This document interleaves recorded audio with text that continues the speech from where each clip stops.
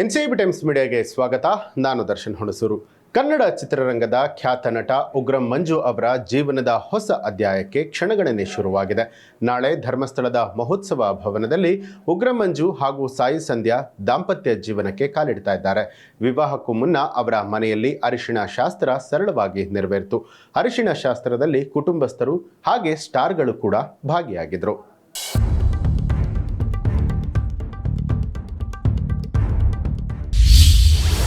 ಉಗ್ರಂ ಮಂಜುಗೆ ಮದುವೆ ಸಂಭ್ರಮ.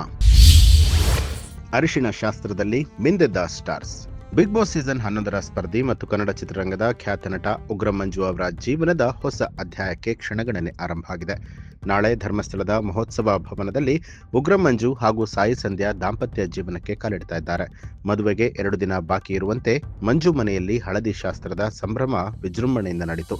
ಕುಟುಂಬಸ್ಥರು, ಆಪ್ತರು ಹಾಗೂ ಬಂಧು ಮಿತ್ರರ ಸಮ್ಮುಖದಲ್ಲಿ ಅರಿಶಿಣ ಶಾಸ್ತ್ರ ನೆರವೇರಿತು. ಸಂಪ್ರದಾಯದಂತೆ ಮಂಜು ಅವರಿಗೆ ಅರಿಶಿಣವನ್ನ ಲೇಪಿಸಿ ಶುಭಾಶಯಗಳ ಸುರಿಮಳೆಗೈಯಲಾಯಿತು. ಈ ಸಂದರ್ಭದಲ್ಲಿ ಉಗ್ರಂ ಮಂಜು ಸಂತಸದಿಂದ ಕಂಗೊಳಿಸ್ತಾ ಇದ್ದು, ಮದುವೆಯ ಸಂಭ್ರಮ ಅವರ ಮುಖದಲ್ಲಿ ಸ್ಪಷ್ಟವಾಗಿ ಕಾಣ್ತಿತ್ತು. ಹಳದಿ ಶಾಸ್ತ್ರದ ವೇಳೆ ಕುಟುಂಬಸ್ಥರ ಸದಸ್ಯರ ಜೊತೆಗಿನ ಭಾವನಾತ್ಮಕ ಕ್ಷಣಗಳು ಎಲ್ಲರ ಮನಸೂರೆಗೊಳಿತು.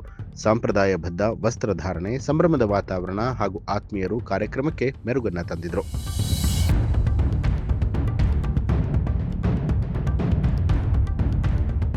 ಧರ್ಮಸ್ಥಳದ ಪವಿತ್ರ ನೆಲದಲ್ಲಿ ನಡೀತಾ ಇರುವಂತಹ ಈ ಒಂದು ವಿವಾಹ ಮಹೋತ್ಸವಕ್ಕೆ ಚಿತ್ರರಂಗದ ಗಣ್ಯರು ಹಾಗೂ ಆಪ್ತರು ಸಾಕ್ಷಿಯಾಗಲಿದ್ದಾರೆ. ಉಗ್ರಂ ಮಂಜು ಅವರ ಹಳದಿ ಶಾಸ್ತ್ರದ ಸಂಭ್ರಮ ಮದುವೆಗೆ ಮುನ್ನ ಶುಭಾರಂಭವಾಗಿ ಅಭಿಮಾನಿಗಳ ಗಮನ ಸೆಳೆದಿದೆ. ಸಾಮಾಜಿಕ ಜಾಲತಾಣದಲ್ಲೂ ಕೂಡ ಈ ಸಂಭ್ರಮದ ಫೋಟೋಗಳು ವೈರಲ್ ಆಗ್ತಾ ಇದೆ. ಮಂಜು ಸಾಯಿ ಸಂಧ್ಯಾ ಜೋಡಿಗೆ ಅಭಿಮಾನಿಗಳಿಂದ ಶುಭಾಶಯಗಳ ಮಹಾಪುರವೇ ಹರಿದು ಬರ್ತಾ ಇದೆ. ಉಗ್ರಂ ಮಂಜು ಅವರು ಸಾಯಿ ಸಂಧ್ಯಾ ಎಂಬುವರ ಕೈ ಹಿಡಿಯುತ್ತಾ ಇದ್ದಾರೆ.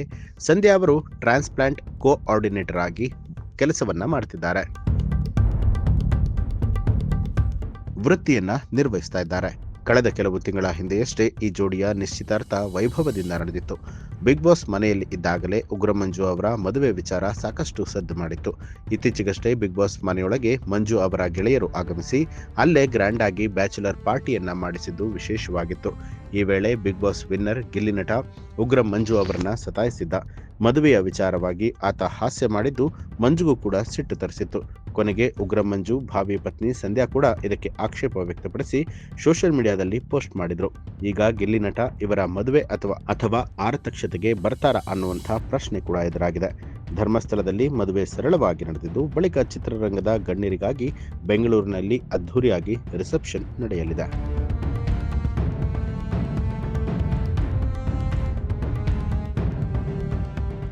ಈ ಒಂದು ಮಾಹಿತಿಗೆ ಸಂಬಂಧಪಟ್ಟ ಹಾಗೆ ನಿಮ್ಮ ಅನಿಸಿಕೆ ಅಭಿಪ್ರಾಯವನ್ನ ಕಮೆಂಟ್ ಮಾಡಿ. ಹಾಗೆ ನೀವಿನ್ನೂ ಕೂಡ ನಮ್ಮ ಚಾನಲ್ ಅನ್ನ ಸಬ್ಸ್ಕ್ರೈಬ್ ಮಾಡಿಲ್ಲ ಅನ್ನುವಂಥದ್ದಾದ್ರೆ ಈಗಲೇ ಎನ್ಸಿಬಿ ಟೈಮ್ಸ್ ಮೀಡಿಯಾ ಚಾನಲ್ ಅನ್ನ ಸಬ್ಸ್ಕ್ರೈಬ್ ಮಾಡಿ, ಬೆಲ್ ಐಕಾನ್ ಒತ್ತಿ.